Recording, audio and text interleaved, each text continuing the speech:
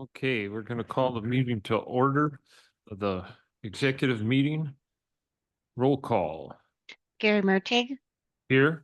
Pat Kinney, Here. Bill Metzinger, Here.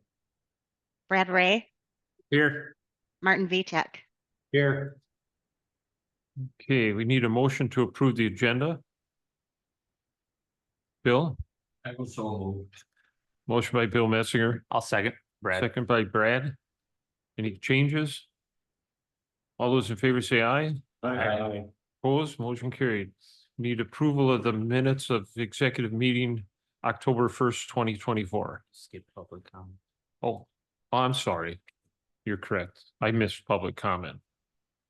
Is there anybody for public comment here or online?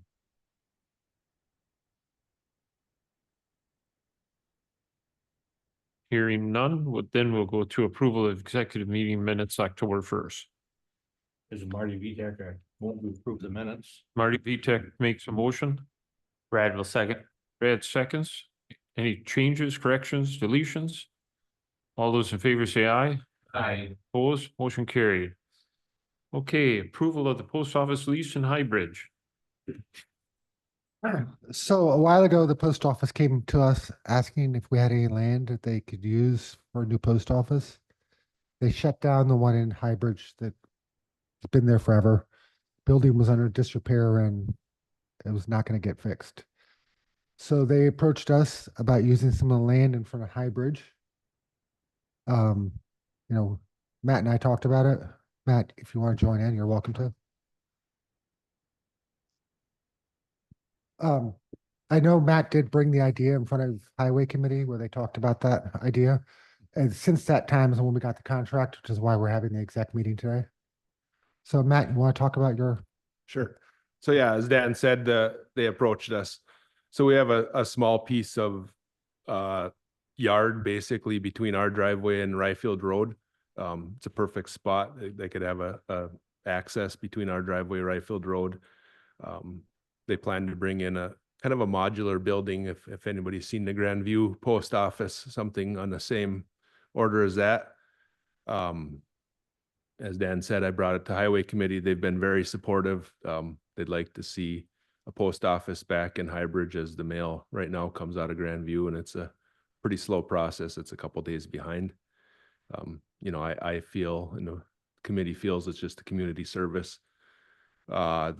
The contract proposed by the post office, if my math is right, it's a 25-year lease, it comes out to about $205,000 in payments. It's our responsibility to provide water, sewer, power to the site, which in some dirt work, I'm guessing in that $30,000 to $40,000 range. So we would have some expense up front for that, but then we would recoup that over 25 years would be, the revenue would be $205,000 over that 25 years. Yes, I don't know if anybody has questions or. That's it. I want to say there's an ability to gain additional revenue. Mr. Kinney brought this up. They have to pay somebody to plow the snow. That's something they could hire us to do since we have plow trucks right there. So there's a possibility of additional revenue too. Mow the grass too. They're taking over responsibility of that whole, I don't remember. Yeah, the whole 17 lot. or 19,000 square feet, that lot. So, yeah. So we'll be looking to see if they want us to mow it and plow it, and we can gain a little extra revenue that way. And I know the people of the area are really encouraging us to approve this. I've heard from a couple of folks who really think that it's a need for them again, so. So I'm supportive of coming to an agreement with the Postal Service. My grandfather built the post office in Mason in 1961. He was postmaster there from 1934 to 1970. We still own the post office. So I have some experience with the post office and their contracts and their processes. So one of the things the Postal Service expects is that you negotiate it with them. We haven't done that except once in all those years because family always thought we want Mason to have a post office. But if you don't negotiate on the front end, at some point you might say, gee, I wish we would have talked about it sooner than later. Because once you have a contract, you have a contract with them. And either you follow the contract, or as it says in this document, they'll do what they need to do and bill you for it. And that's what they do. So I'm supportive of doing what we do, doing this. Matt, you gave us some numbers on the utilities, which I had a question about what that meant. So it's good that we know that background going into this, and we'll talk probably later about where that money comes from and where the revenue goes to. The snow plowing, I hate to say it, but that's almost where the real money is, because Mason right now, the Postal Service is paying over $3,000 a year for snow removal there. And then there's the grass too, which they're supposed to mow, but they don't mow. So I've got plenty of hours mowing grass down there over the years too. So given Ashland County is right there, normally the snow plowing and the mowing are separate. But before we sign a contract, we may want to have that conversation with them and say, look, the Ashland County Highway Department is right there. What do you normally pay for those services? And we'd have to, Highway Department in particular would have to think about, you know, the details. Does that or does that not make sense for us? The Postal Service, the postmaster out of Ashland, I mailed the administrator his email address because I have that, and see if it works for them. And the biggest thing that comes to my mind is if they're already hiring someone to snow plow in one area and they're driving right by High Bridge anyway, they might say, no, we've already got a, you know, someone that's going to do it. And for us, it works better to not enter in a separate agreement. But it's worth having that conversation before we sign a contract, so that you have that opportunity to do that. Sure. But for the community, I absolutely have heard about High Bridge closing, the impact that that has had. So it's a really good thing to work with the Postal Service, come to this agreement, good for the community there. And, you know, just good as far as keeping people in the more rural areas and stuff. So one way or the other, it'll be good to come to an agreement. Sure. As far as the, you know, dealing with them aspect, I don't know what Dan did. I know when they first approached us, they were talking like $2,000 a year, and now we're up to, I don't remember exactly where we start, but I know it gets up into the 8s if it starts in the 6s. Yeah, I think what I'm going to keep a copy of this, obviously for my records, because in 4 years our lease in Mason is up, and it's nice to see what they're paying someone else, because we've known for years we need to negotiate with them, because we can't even sell the thing right now because it's not enough to have someone else take on the responsibility. I think the terms of this, from my experience, are more than fair and more than generous. And then we just work through the details of the utilities and ask about snow plowing and mowing and see if we can get that into the contract, if that part works out too. Sure. Yesterday I read this contract over quite a bit, and it had there from the first month to the 6th month, $0 is what they were paying us.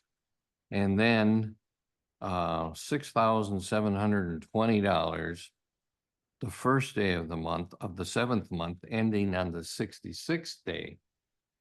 So when I looked at it, I looked at that, and it says effective date on the next page, renewal, 1 month 127 to month 186. It says per annum rental. So is that annual rental? Right? Is that annual rental? Yeah, so that the first paragraph, like you said, the Postal Service will pay the landlord an annual rent of, you know, $67.20 beginning on the first day of month 7. So it's annually. For the first 5 years, it's $6,700. Then the next 5 years, it's $73.92. At that point, I believe well, I mean, then it goes in 5-year periods. So Right. it's And an then annual rent. Yeah, Yes. but I guess I had a couple questions other than that. I see they have a map showing the area. Does that have to be surveyed or is it good the way it is? Because the county owns the rest of the property all around it and we're not selling the property. We're just leasing it.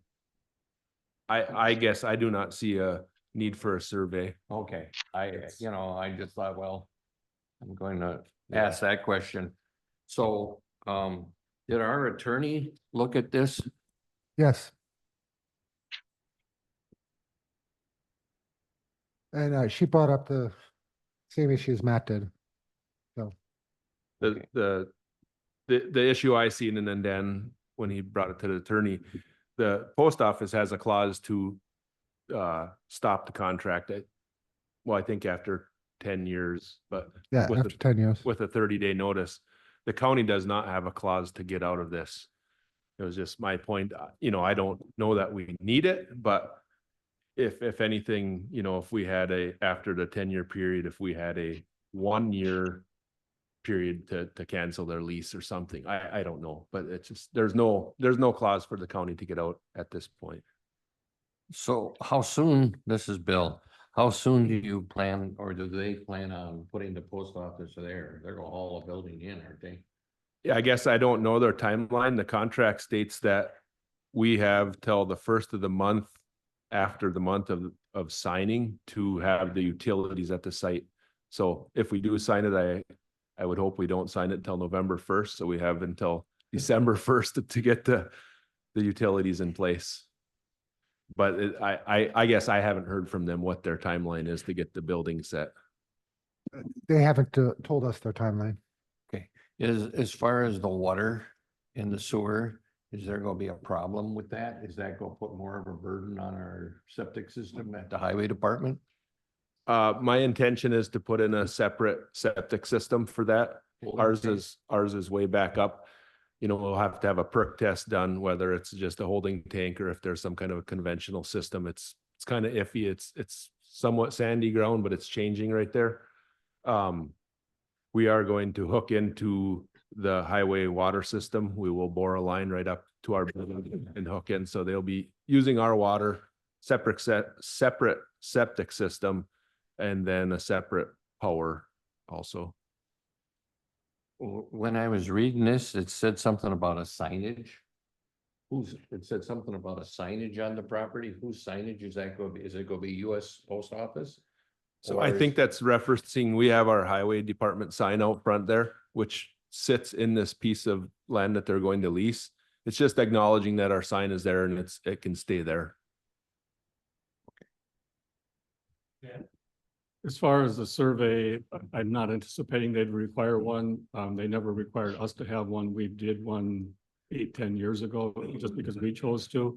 The 5 and 10-year parts of this lease are standard in terms of what they do in those terms where they can give notice and go, but you can't.